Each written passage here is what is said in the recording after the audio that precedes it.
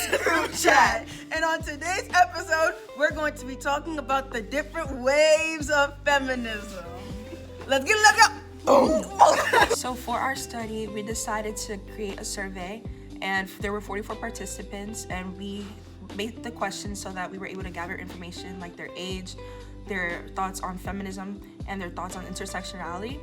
And we used this to kind of correlate to what wave of feminism they were born into and see if their thoughts are consistent with the wave of feminism that they were born into, along with the text to see if the text relates to the thought that is in person. Right, it's like a reality versus literature, readings and everything. To start, we thought we should define the different waves of feminism. We're using Constance Grady's The Waves of Feminism and Why People Keep Fighting Over Them explained.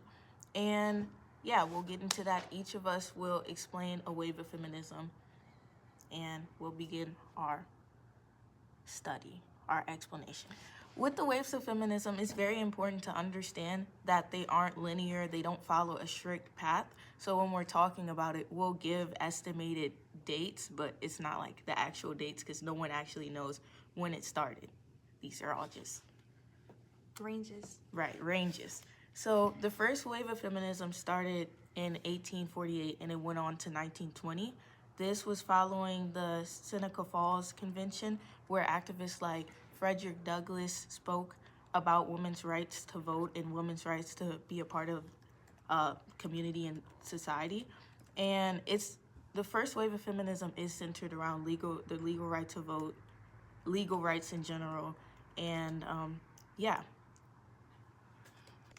Also, in our research, we weren't able to find anyone who was alive during the first wave of feminism. So that one will be kind of left out, but we will also talk about it a little bit briefly. Okay, so the second wave of feminism was from 1963 to the 1980s, and it was described as the problem that has no name. This wave centered white feminism and focused on how women could function in society, such as discrimination in the workplace and gender pay inequality, reproductive rights, and the stereotypical lives that the women of the second wave were trying to break out of, such as being stay-at-home mothers and letting their partners be the money makers of the family, which eventually led to women being subject to financial codependency on men and led to abusive and controlling relationships and just an overall lack of freedom and rights for women. The second wave also fought against sexual harassment and assault for women that they faced against men, especially marital rape and sexual misconduct in the workplace. However, the second wave was also one of the main waves of feminism that excluded women of color and also ignited the start of the Black feminist movement, which we will cover later and relate to the articles discussed in class. So for the third wave feminism that started through the 1990s to the 2000s, and this kind of tackled the limitations that came with the second wave feminism. So Tori talked about like the kind of structural aspect, but there wasn't really any talk about the identity aspect, which kind of the third wave touches upon. So again, it kind of arose around 1991, specifically with the Anita Hill hearings, where she testified against the Supreme Court Justice Clarence Thomas. And that raised a lot of conversation about women's credibility and gender and power, especially with Black women. So the overall goal of the third wave feminism was to include women of all identities, such as like women with disabilities, LGBTQ plus women, women of color, and try to tackle those systemic changes with the idea that these women need to be represented. Fourth wave feminism is estimated to have started around 2017 and is continued to go on since then. It is defined by the use of social media to demand acknowledgement and accountability for acts like sexual harassment or violence. The Me Too movement was kind of the beginning of it, even though because of Twitter and YouTube, everyone thought from the third wave feminism that it would begin sooner, but it started with the Me Too movement, which was coined by Tarana Burke at first because she wanted to support survivors of sexual harassment, which was especially catered to women of color. And then in 2017, it went viral because of Hollywood superstar tweeted Me Too, hashtag Me Too. And now it is used to expose sexual harassment and hold people accountable for their acts and empower survivors. And it has continued to be used up until now. And people are using the media to protest online, organize protests online, to go in person and march and promote feminism through like memes and stuff. So yeah. You're right. I had the 18 to 25-year-old people, and they represent the fourth wave feminism.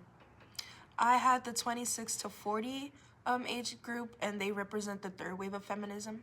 And I had the 41 to 60 plus age group of people, which represented the second wave of feminism. And we also understand that all of these waves of feminism, they all tie into each other, they're intertwined. So it is hard to split the age groups into specific ones, but we just wanted each wave of feminism to be represented. yes. So for the 18 to 25 age group, we had 28 participants, 22 of them being women and 6 of them being men. Most of them were cisgendered and heterosexual, but we did have 3 queer people, 1 pansexual person, 1 bisexual person, and 1 lesbian. And our socioeconomical stats were mostly lower to middle class. We did have 1 or 2 high class respondents, but it wasn't a lot. It might have been because we just don't know a lot of rich people. Like that might be it. But yeah, that was our findings. So for the 26 to 40 age group, we had 9 responses, and all of them were cisgendered women or identified as such, and they were all mostly Black and Latina. And for their sexual orientation, they were mostly heterosexual, but we had 1 bisexual respondent, and their socioeconomic status was mostly middle class, and we had 2 lower class respondents. Oh, I forgot to add, most of my population was also Black and Latino. So I had the age category from 41 to 60 plus, and in total I had 7 respondents respond to the survey. All of my respondents were Black women, and they varied from lower to middle class, but it was mainly middle class participants. And yeah.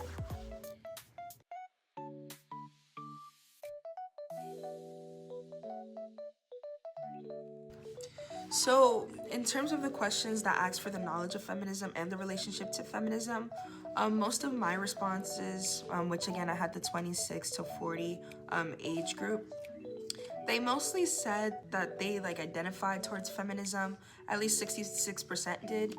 2 said that they were unsure about the relationship to feminism, and there was 1 person that said that they weren't a feminist.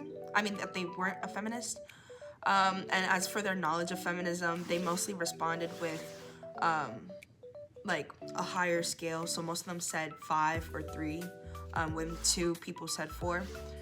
And I feel like this isn't shocking coming from my age group, especially because how much the third wave feminism emphasizes the need for intersectionality. And it kind of reminds me of the article that we read, Until a Black Woman are free, none of us will be free, especially because of the fact that these came from Black women themselves, so that they understand that as a Black woman, a lot of structural and societal boundaries start, and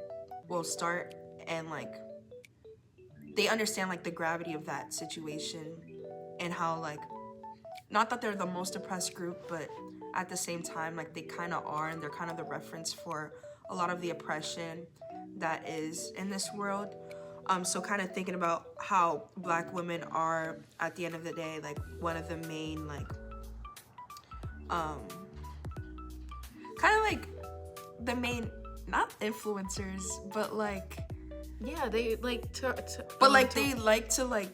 what I'm saying is that they like to represent other identities because they understand how hard it is for them. Like the Black feminist movement. Yes. This is the whole point of the Black feminist movement. Yeah. So With my group, I had 41 to 60 plus, which is the second wave of feminism, excuse me.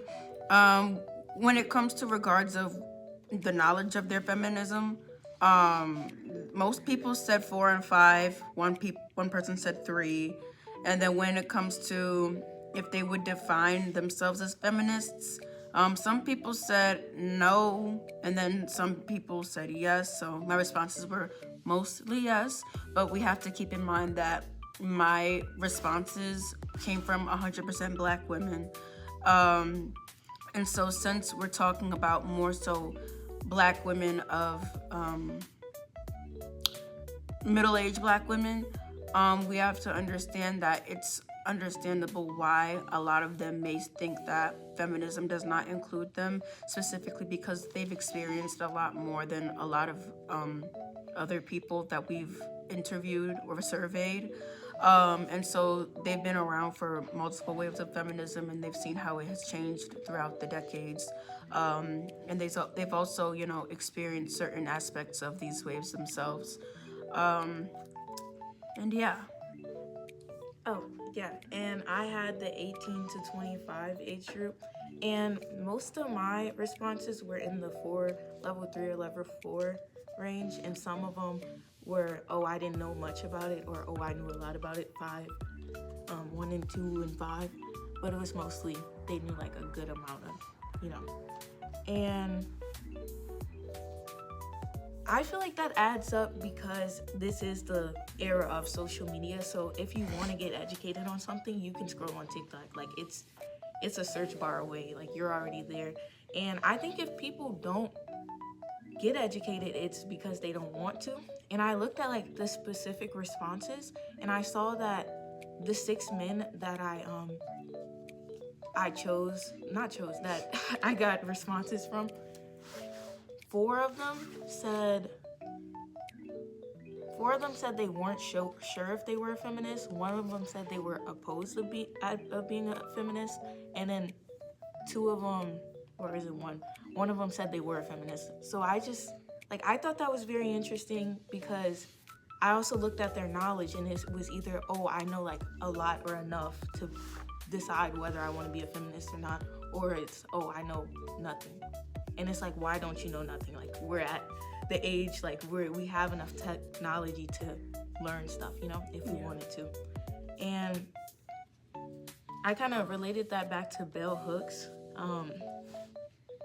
And, like, she has this one quote that says, men who have heard and know the word usually associated with women's liberation with feminism, and therefore dismiss it as irrelevant to their own experiences. So it just talks about how, like, since men don't experience discrimination or inequality, they don't have the need to want to know, because if it was something like, most of our responders were Black men, so if it was something that had to do with Black Lives Matter, I feel like they'd be way more in tune because they actually got to experience it. But since it's for women, feminism is for women, they don't really it's not something they do. Yeah. Did y'all have any men in y'all age range? No. I didn't have a man at all. I did not. Since we don't know. And then I'd send it to men and they just wouldn't fill it out. So Or also because with your age group, like we mentioned this, like with the presentation, like the fact that he took it unseriously when he was answering the questionnaires. Like, right. I also think that's the downside of social media. Like, we have the good educational part, but then there's also there's so many jokes being made out of it, right. Which reminds me of a text. We'll get into it later. But just about the fact that there's so many jokes being made, and it's people aren't taking it seriously because of the jokes, because they think that this is just a topic of discussion and it isn't lived in real life. Right. It kind of reminds me of Diddy and his charges and everything, and about how it's just a joke. And people use it freely, but there are many women who are affected by this. We've seen live stream footage of women being not harassed, but violated and assaulted. But yet it's still oh my gosh, Diddy this, Diddy that. Yeah. And it's just also going back to that whole, scenario, how even though the women are the ones who are speaking up and being brave about it, which kind of relates back to like the Me Too movement, it's still the fact that the man is still like the center of attention of all of this. But, you know, like Elise said, it's made a joke. And so this kind of goes back to what we were discussing in class and talking about how men make feminism about themselves. Because these jokes that are being made about like the daily trials are being made by men, which again are ways that men in society are using their, you know, their voices to kind of disenfranchise women who are going under sexual abuse and sexual violence. And yeah. And that's also interesting too, because for one of my responses, maybe I'm getting a little ahead of myself. No, it's fine. But for the question that said, when you first heard of the word feminism, what did it mean to you at that time? They didn't say when they first heard it, but they said that it meant separate and not equal. And I think that perspective at least like came from men, the fact that like we feel the need to like separate each other and like just not like, it's more of like equality versus like equity, like the fact that like men feel the need to have more and not like match it with women, so it will never be like equitable, because they're not giving the resources to women that they need in order to be up there with them. Yeah, I just thought that was an interesting response, separate or not equal, because for the most part other people said that they learned it when they were like very young, and they meant that it was like equal rights for women. So to say that like it was separate and not equal was kind of like shocking to me. Yeah, especially like from the older age group. I wonder Oh. the context. So for the older age group, a lot of people said that they first, you know, learned about it in college, because especially with getting, because most of my family that I sent the survey out to, I had personal conversations with them as well about the survey. And, you know, they were always telling me growing up in the Deep South and things of that nature, going through, you know, discrimination through the civil rights era, things like that. They didn't have access to the education that we have today, of course. And so a lot of people said that they first learned about feminism through their HBCUs or their college life. And that's when they really experienced it, because they were experiencing discrimination from their professors. Or, you know, they didn't know about like really prestigious, you know, other institutions that were predominantly white institutions that in another life could have potentially opened more doors than the only schools that they were allowed access to. So they said that they, you know, were introduced to the idea of feminism in, you know, their kind of our age range. And yeah. Do you think feminism was powerful to them because it finally like let them put a word to what they were feeling, like the discrimination that they like had to, you know? I'm not really sure, because I know for a fact with the people who responded to my survey, they, feminism wasn't really something that they really identified with growing up, but they identify a lot with now, especially because of like the use of technology. Like you said, like technology is really informing like the older generations of how they can be more included within the feminist movement, or just or perhaps why they are not included in the feminist movement. But it's also just like subsiding to men and being controlled by men in that generation was very normalized. So I think it kind of took the people who of the older generation who responded to my survey to break out of or leave their households and like kind of live their independent lives, like through their careers and stuff, to finally get their own experience of what it means to be discriminated against through terms of feminism. So like by other women and also by men. But I do, at the end of the day, still think that overall feminism was an important aspect that they had to hold, because I think, again, since they didn't really understand feminism through and through in that time period, as they grew to become older, they understood why they were going through certain things and like how it applied to them as they got older, but they just didn't really have a specific term or name to put on it during that time period. So I definitely think that feminism is something that they always had to hold dearly to themselves, but they just didn't really have the resources to understand how, if that makes sense. No, Yeah, and like to your question, I think it's also with how like you were getting at how feminists just like the feminist movement changes, especially like with your age group and like considering the fact that it was mainly like second wave feminism focusing on like the structural parts of feminism and how they had to stay at home. I think a lot of women just thought like their only thought of feminism, well, not necessarily feminism because they really like didn't think about it. Like they just thought like, okay, this is something I have to do because like this is just how society is, and like they didn't think anything of it because not only because it was normalized, but they feel like they had no other avenues. Like even if they were to go out and pursue like other careers, like they wouldn't be as like affluent or like get as much money as like a man would, so there would be no point to go out and do those efforts just to like not receive the same benefits, like the fruits of their labor like just not showing through. You know what I'm saying? Yeah. Are you gonna say something? Oh, I was just gonna answer the. When did you hear about feminism? But if you had something else, Oh, I was just gonna go to a point that in our findings that I thought was really interesting, and it was more pointed towards the question of which aspect of your identity do you feel others notice about you? And the women in my age category, well, not my age category, but like the 41 through 60 plus, three said that being a black woman was what other people noticed about their identity the most. And then the others said that either their independence, their personalities, or how educated they were the most significant parts of their identity that they felt like people noticed. And I found these responses interesting in my opinion because I believe that no matter whatever great qualities we as black women possess, our outside shell is the first thing that society perceives us with. Hence why women of color are consistently denied resources and like proper health care.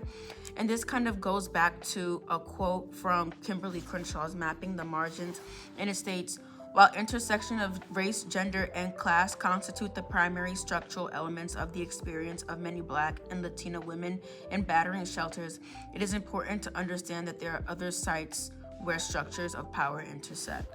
So, and then there's another quote from Constance Grady, and it says, the second wave cared about racism too, but it could be clumsy in working with people of color. As the women's movement developed, it was rooted in the anti-capitalist and anti-racist civil rights movements, but Black women increasingly found themselves alienated from the central platforms of the mainstream women's movement. And although the second wave of feminism was, or not the second wave, although the Black feminist movement was catered towards Black women and decreasing their erasure, the movement fought for equality and justice for all demographics of people in attempts to create a unified society. However, although many rights of women were being fought for during the second wave, women of color, especially Black and Latino women, were still highly subjected to rape, and the government did not provide the resources to rescue these women from these dangerous and degrading situations, especially because how they looked on the outside was the reason why they were the most vulnerable to sexual abuse and sexual violence. And this kind of leads to the next question of, do you think current feminist movements adequately address intersectionality? And 2 of my respondents said no, because intersectionality only caters to privileged white women. And then 1 said no because people are afraid to talk about it, and then another one said no because there's not enough unity. And then 1 person said that, or not 1, multiple others said that they were not sure how intersectionality plays a part with feminism.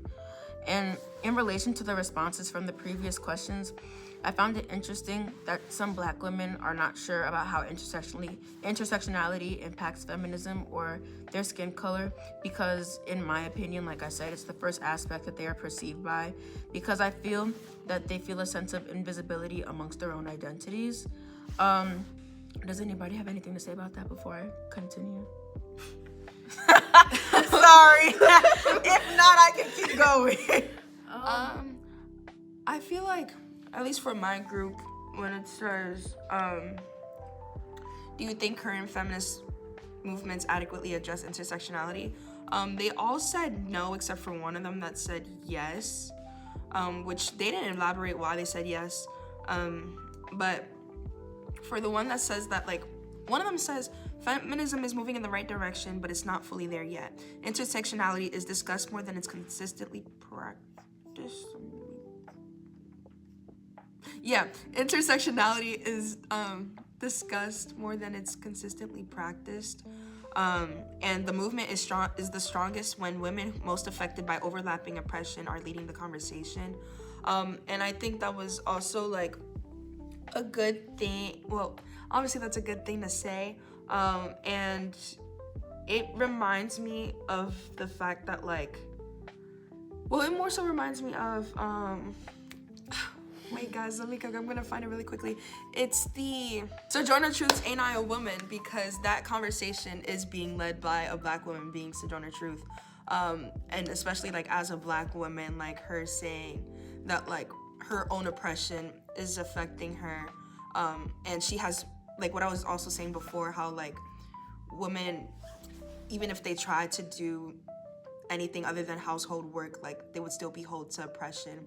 Like, Sojourner Truth was saying that, like, she tried to do all these things, and she tried to, like, live her life as a woman, but not in, like, how society constructs it, but yet she's still experiencing all of this oppression, but ain't she a woman? Like, it's more so an attack on, like, her identity as a Black woman.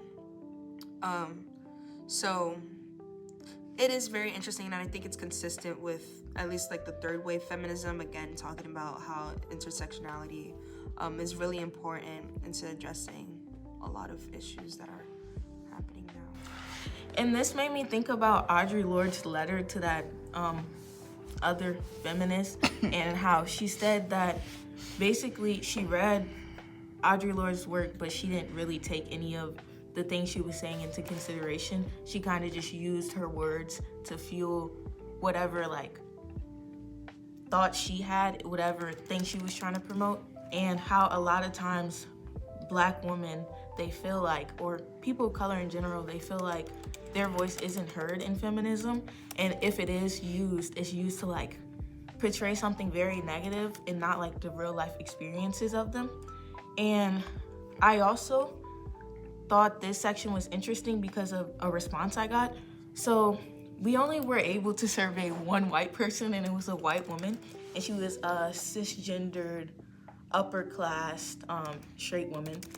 And her responses were, I don't know if I was expecting it or not, but for the questions, she said her knowledge on feminism is 1, she's not a feminist, and she's not sure if feminism includes her.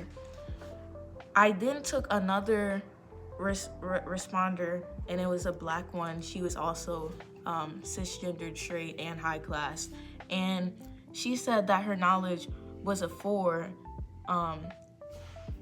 but feminism does not include her, and she's unsure if she's a feminist. And I just wanted to discuss with y'all, like, why, like, how do you think their responses differ? Like, why do they differ like that? I think it's interesting coming from the white respondent, considering that all waves of feminism were and are catered to white women. I was thinking that. So I was like, that's the first thought that popped in my head. And then, you know, I think perhaps her knowledge of feminism is a 1 because it's just like you don't really learn about stuff. It's the same thing we're saying with men. Like, you don't learn about stuff, experiences. Yeah. And then also, too, I think it just ties back to the invisible knapsack, because she has the identity of being a white woman, she doesn't have to necessarily be conscious of the fact that, like, oh, like, my race is gonna determine whether I get treated well or not today, or, like, her class, too. But to see that, like, a white woman and a Black woman having the same class, but still like seeing the difference in their answers, and like the white woman not being able to recognize what's a feminist issue. It's so crazy to me, because also this is somebody who I considered a friend. So it's like, knowing me as a Black woman, knowing the stuff that I tell you that I experienced at Villanova's campus, being a Black woman, especially about this class too. I vented to her once about like, he who shall not be named. But sorry, no, I'm cooking, guys. And I expressed my, how upset I was, and to think that like she took nothing from the conversation and that she can't think of a feminist issue, especially relating to intersectionality, was just like really disheartening. But again, it's because she doesn't have to think about that. Like as a white woman, like she could walk into any place and like be accepted for who she is, and like they don't have to question her on like her capability or anything like that just because of the fact she's white. Right. Yeah. And I think bouncing to the next point of the Black respondent and her saying that she's not, or feminism does not really pertain to her, I could more so understand that, because as we see in a lot of the articles we've read over the semester, most of the waves of feminism and the different feminist movements did not cater to Black women, hence why the Black feminist movement was created in the first place. And then what was her knowledge for?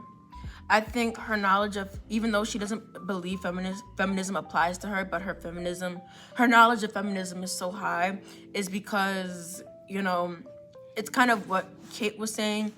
When you are a woman of color, like your identity is really the main thing that people are gonna first identify about you. So it's kind of just like she knows more about feminism because she experiences the different, I don't know this woman, but I'm just assuming that she's experienced the different discriminations that we've discussed about in class, which is also why she understands why feminism may not include her into her opinion. Wait, also because she ranked 1 for her knowledge of feminism, I feel like that's just because whenever feminism is talked about, it's usually talked about in the context of like Black women or like some oppressed group. And because she's white, like she's not necessarily like, I wouldn't say it wouldn't come up on like social media or stuff, because it obviously does come up, but she's not like clicking it and like reading it through because it doesn't concern her. Right. Yeah. And even another response that the two people had, the white girl, she was saying that she learned about feminism in 2020, and she thought it was, actually I don't remember, but then the Black girl was like, she knew about it since childhood, and she thought it was men and women should be equal. And I just thought that was interesting too, because I'm assuming this, but I'm assuming they both had like not a similar childhood, but they were in the same class. Wait, sorry. The white woman said standing up for women in need of support / shelter. Yeah, like it seems like, I don't know, the two responses are so different, and I think this is where intersectionality comes through, because even though the Black girl is high class, she's straight, and she's cis, she still is Black. So that affects a lot of her experiences and her outlooks on life and the media she consumes and stuff. And so for this question, I feel like it does strongly match up with the waves of feminism discussed in texts like Constance Grady's What is Feminism? And yeah, I think a lot of people experience feminism, especially through social media, but it's different types of feminism based on your algorithm, your like social realities, like your race, your sex, like all of that stuff matters. Yeah, and I also think my age group like corresponds to the third wave of feminism, just because, especially in their responses to like what do you think of the word feminism when you hear it, they all like share the commonality of like equal rights, and like especially equal rights for women of color, and they like explicitly state that, or like at least they try to, within every question that we asked. So I think it is really consistent. Oh, and also I had 3 queer people in my group, and like two of them said that they don't feel like feminism covers them, like they don't feel included in feminism, and that can also be seen throughout like the different waves, how even though a lot of queer organizations, movements were done, they were kind of behind the scenes, and a lot of times the white feminist movement would purposely do that because those movements were also rooted in like homophobia, transphobia, racism, all that stuff. So I feel like a lot of times, we discuss this in class, a lot of times white feminists, some white feminists will throw other things on the back burner and be like, oh, let's worry about women's right to vote. Let's worry about women's right to work a job. But like Kate said, Sojourner Truth, she was working a job. That it wasn't the problem of working a job. It was about equality, about having the rights that they want to have, the right to raise her children and not like have to give out all, I think it was 11 children. Like, that's just crazy how different people's realities are. And yeah. I think another example of what you were talking about, of Sojourner Truth having to raise 11 children and things of that nature, I don't know the full history behind Sojourner Truth, but I'm guessing that she could have been or was a victim of sexual violence, which is why, she was having to raise a lot of children. But I don't think she actually even raised them. I think she had the children and they were automatically like dished out. Well, then that kind of proves the point even more of how she could have been exposed to sexual violence within her life. And this kind of goes back to Kimberly Crenshaw's Mapping the Margins article, and she basically talks about how Black and Latina women are the most exposed to sexual abuse and sexual violence, especially within their marriages or within the workforce, or just from men in general. And Crenshaw claims that this is because they lack the resources to like really get help to escape these degrading and these dangerous environments.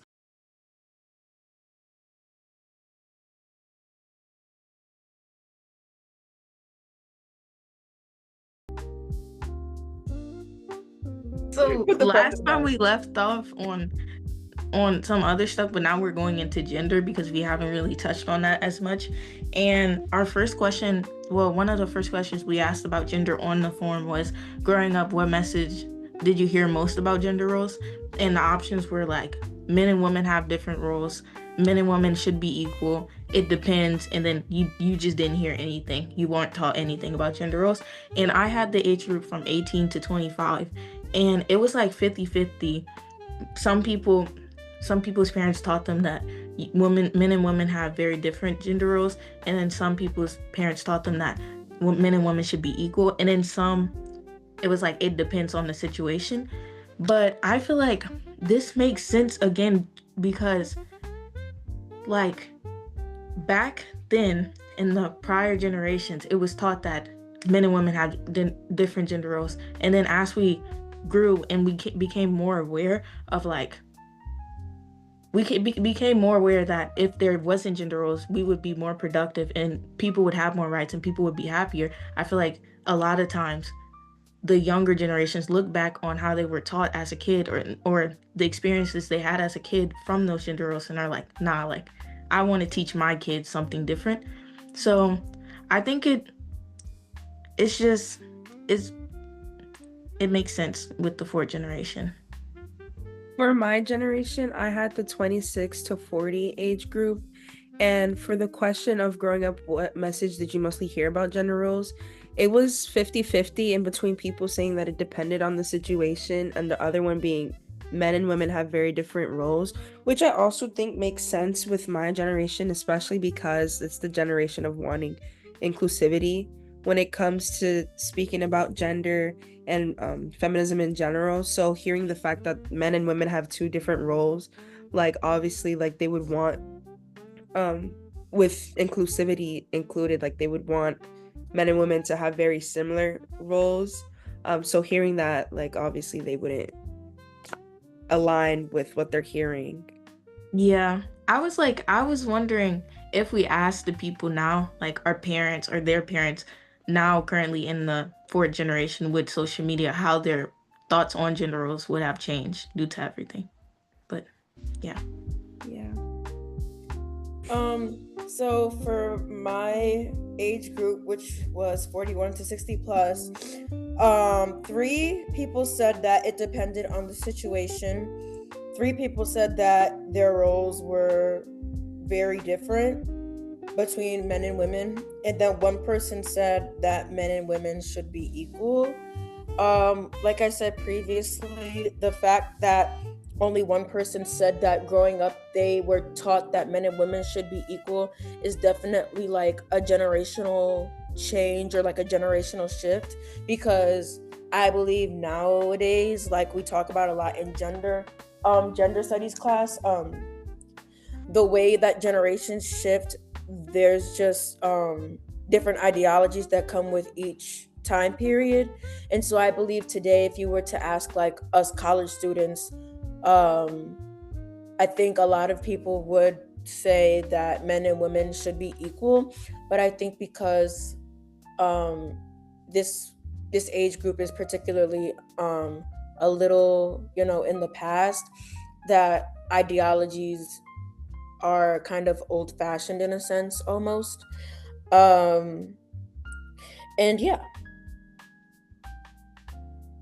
I was also gonna say, I feel like Judith Lorber was correct when she said that gender roles are social constructs, because if people were never taught this stuff at an early age and it matches what they were taught versus like what they, actually do, if they weren't taught this stuff, I don't think it would have been natural for people to categorize people based on their sex into different roles. So I think this study definitely does prove that Judith Loberg was correct. Also, I wanted to add something. So Judith Lorber said that a sex category becomes a gender status through naming, dress, and the use of other gender markers. And I thought that quote was interesting because one of the questions that we asked was, what aspect of your identity do you feel others notice most about you? And not all of them, but some of them were really interesting. Like they said that their mother-like nature, their physical appearance, friendly, their humor. And I feel like some of that is like gender markers, because in society, like women are just taught to be nice, and to be like offering. And again, like having that mother-like nature in specific was really interesting, because it just like in a way, those are the expectations for women. So to see that like people are like unconsciously like putting those thoughts there, and I'm able to recognize that, I thought that was interesting. Yes. Another question we had about gender was, how often do you feel pressured to act a certain way based on your gender? And for my group, it was like most people said very often or sometimes at least, and then a few people said rarely. But I found it very kind of surprising, because I feel like a lot of times I don't try to give men the benefit of doubt and like a lot of sympathy, just because I don't hate men. I just like, I don't know, I feel like they have it all in their hands. But I thought it was interesting because one of the men I had in my survey, he said he rarely feels pressure to act a certain way due to his gender. And then the other 5 said like they're like either very often pressured or sometimes pressured. And I was like, wow, I wouldn't expect this from a man. But then I thought about the system is also very pressuring. Like they have certain expectations that they have to do in order to be a man. So yeah. That's interesting, because for that question, somebody said in my age group that they never feel pressured to act a certain way because of their gender. And mind you, everybody who like responded from that age group is a Black woman. So I think that's really interesting, because then they followed up with like the question of what issues come to mind when you think of women's rights or gender equality. And they said, my body, my choice. So it's like you don't feel pressured, but yet you understand the pressures of needing your body autonomy. Yeah. For my group, my group was also Black women, and only one person said very often, and everyone else said sometimes or rarely.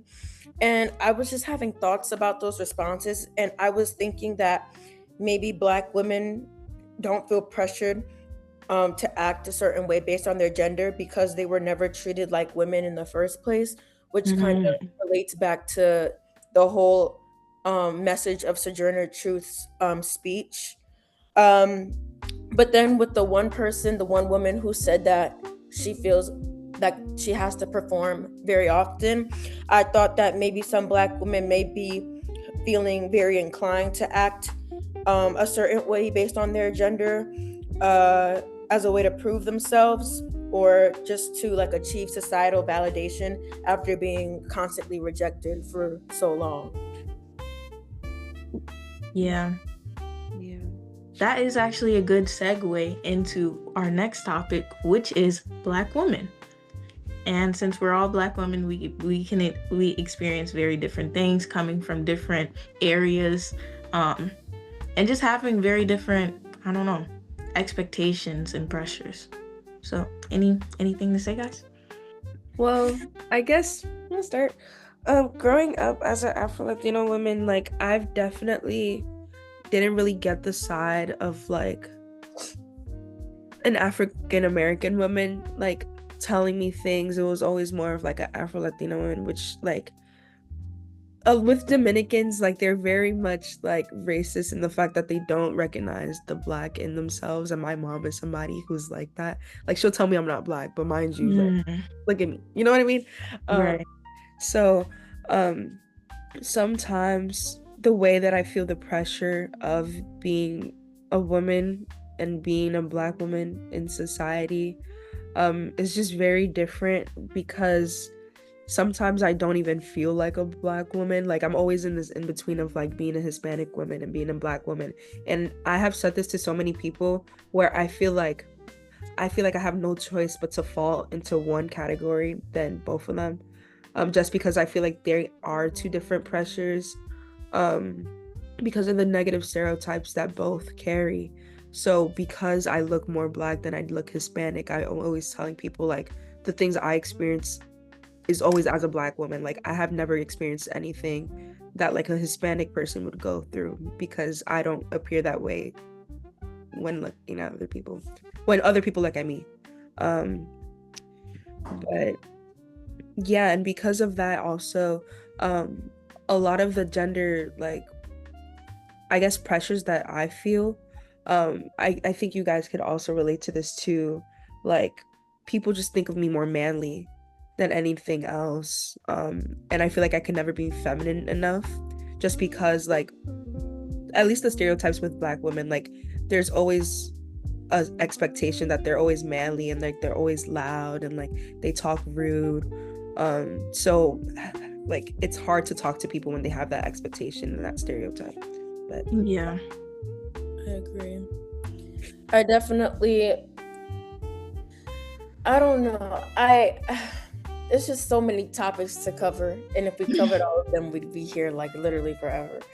But Right. it's kind of like, I don't know. I really do agree with you, Kate. Like literally, I always feel pressure to act a certain way based on my gender, but I feel like no matter how much I put on a performance, like I'm still gonna be considered like bottom of the barrel anyways. Like like my looks are always gonna be perceived as like not enough, or like my intelligence is always going to be perceived as not enough. And even though like everyone is always like, oh, you shouldn't really care what other people think, it's just really difficult when you have a lot of outside opinions weighing in on you literally every day. And it's really hurtful when it comes from other Black women or just other people in the Black community. So it's just kind of like, I don't know, it's kind of like this ongoing like fight for Black women, especially at a PWI. Um, and I don't know, there's a quote from Kimberly Crenshaw's Mapping the Margins that states strategies based solely on the experiences of women who do not share the same class or race or backgrounds will be of limited utility for those whose lives are shaped by a different set of obstacles. And even though I'm kind of straying away from the point I was just currently making, I do think, I think the overall feminist movement, was, made to quote unquote support all women.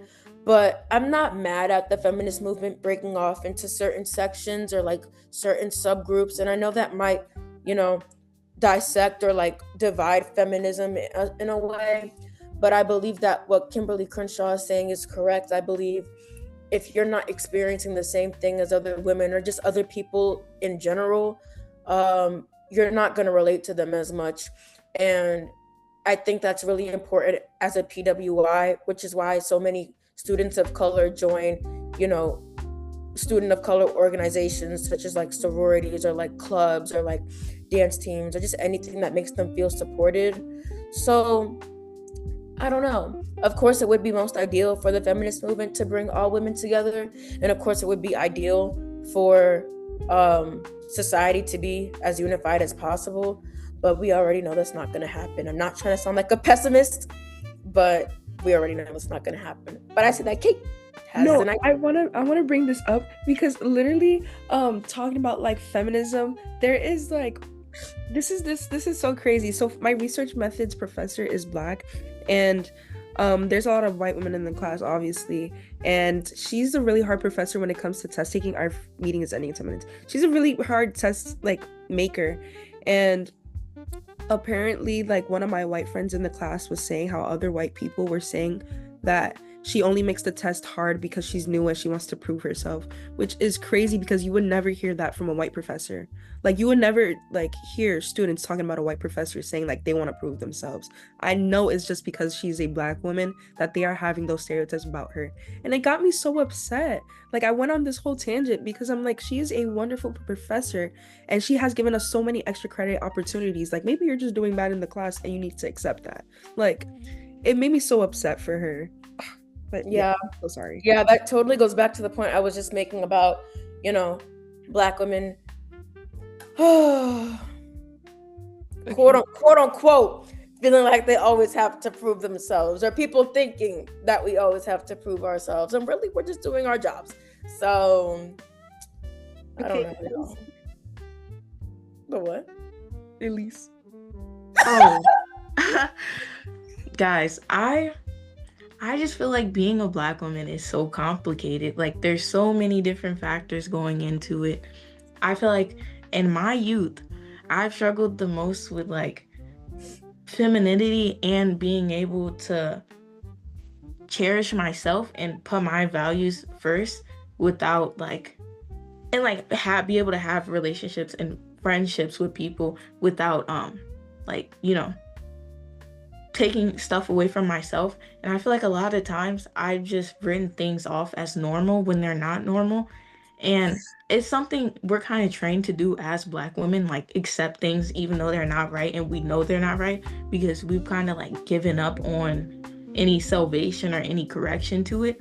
So I think especially growing up and being able, like having these experiences with these people and not having my parents around or like any type of person that could fix my problems for me or like, live my life for me kind of, is definitely made it a lot more difficult, but in a good way, because I get to like take classes like this and learn more stuff about myself and about others and know how to go about things. So I don't know, being a Black woman is hard. It's hard for many reasons. And I don't really know how we can go about fixing it or making it less hard, because it's kind of like we'd have to take down a whole world for Black women to like finally stand up and be, equal, even close to equal to a white woman. But I don't know. I haven't given up, because as we can see, as the generations progress, we are getting more and more woke. Yeah. And you know what? That's why they say until Black women are free, none of us will be free. Right. And we're gonna end this podcast on this note, Dr. Kolsky. This was a great project. I really enjoyed working with these two and researching and getting these responses because they opened my eyes about a lot of people and a lot of things. Yeah, it's crazy to see like what we're reading and like actually like seeing it play out in life. Like these are things that we know happens, but to be consciously aware of it and like gather the data ourselves, it just feels different because this is like a first. Right. It's hitting close to home too. Like this is our school. These are our friends. Yeah. Okay. Thank you, Dr. Kolsky. Thank you, Dr. Kolsky.